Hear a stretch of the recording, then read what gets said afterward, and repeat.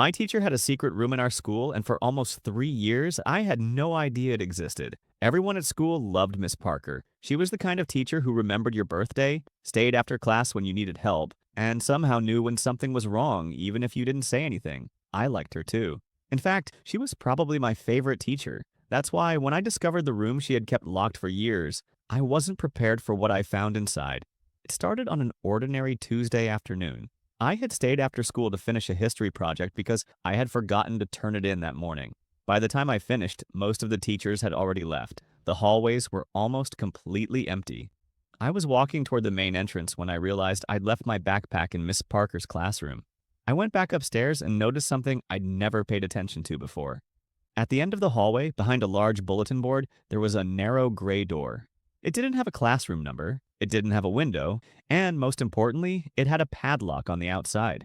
I had been at that school for almost 3 years, and I had never seen it. I was about to walk away when I heard something from behind the door. 3 quick knocks, then silence. I froze. I told myself it was probably a pipe or something falling inside. Then I heard it again. Knock, knock, knock. I walked closer. Before I could touch the door, I heard footsteps coming down the hallway. It was Miss Parker. She stopped when she saw me standing there, and for the first time since I had known her, she didn't smile. She looked directly at the locked door and then at me. "What are you doing here?" she asked. I pointed at the door. "What's in there?" She paused for a second and said, "Nothing important. It's an old storage room." Then she walked past me, unlocked the padlock, opened the door just enough to reach inside, and pulled out a stack of old boxes. "See, just storage." She locked it again. I wanted to believe her, but something about the way she acted made me suspicious. If it was just storage, why did she look scared? The next morning, I asked one of my friends about the room. He laughed. "What room?" I took him to the hallway. The door was there, but he had never noticed it either. I asked another teacher. She looked confused and said the school didn't have any storage room there. That made me even more curious.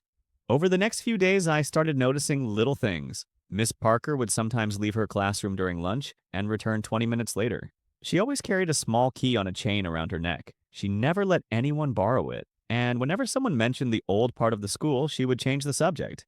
Then one Friday, I made a stupid decision. I waited until everyone left. I knew Miss Parker usually went to the staff parking lot around 4:30. I stayed hidden near the staircase and watched her walk away.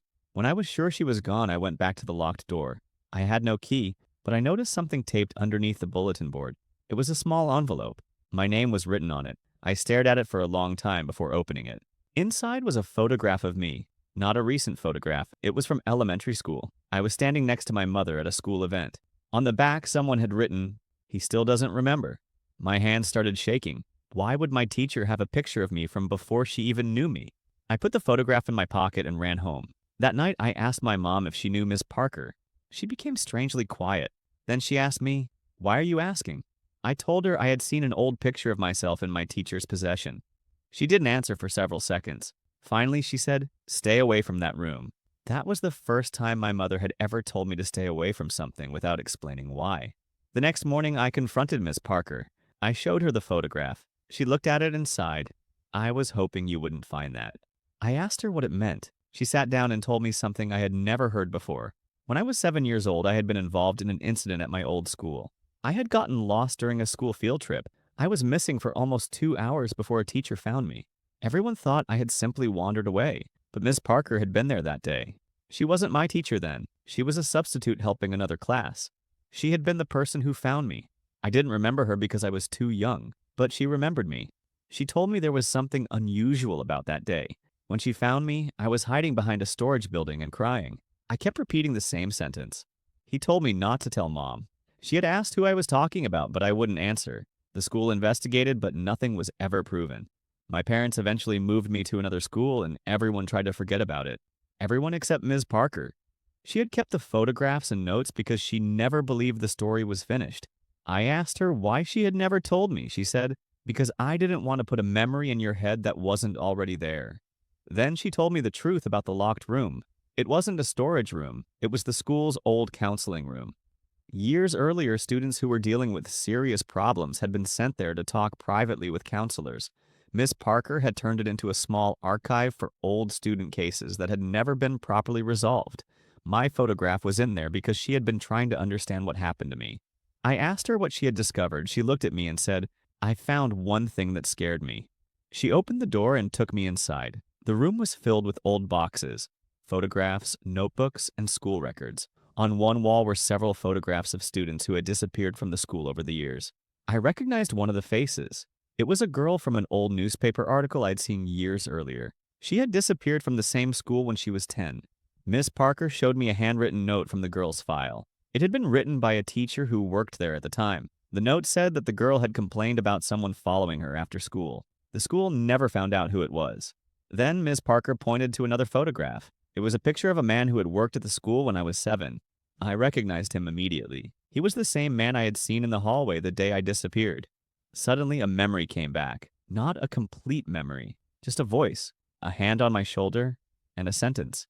Don't tell your mom where you were. I started crying because I finally understood why I had spent years feeling like something was missing from my childhood.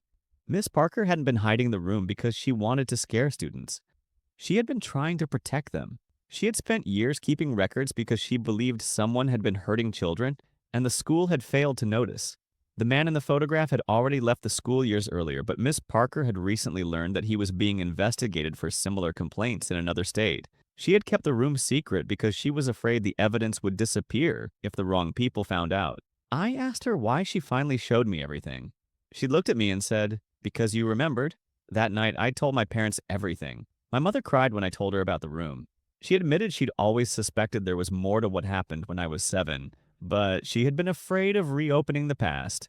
The next week, my parents and I spoke with the police. Miss Parker handed over every photograph, note, and record she had kept. I don't know what happened after that. Some cases take years to solve, and some questions never get perfect answers. But I know one thing. For years, I thought my teacher had a secret room because she was hiding something from us. I was wrong.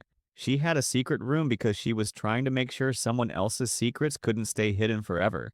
And sometimes the person who looks suspicious isn't the person you should be afraid of.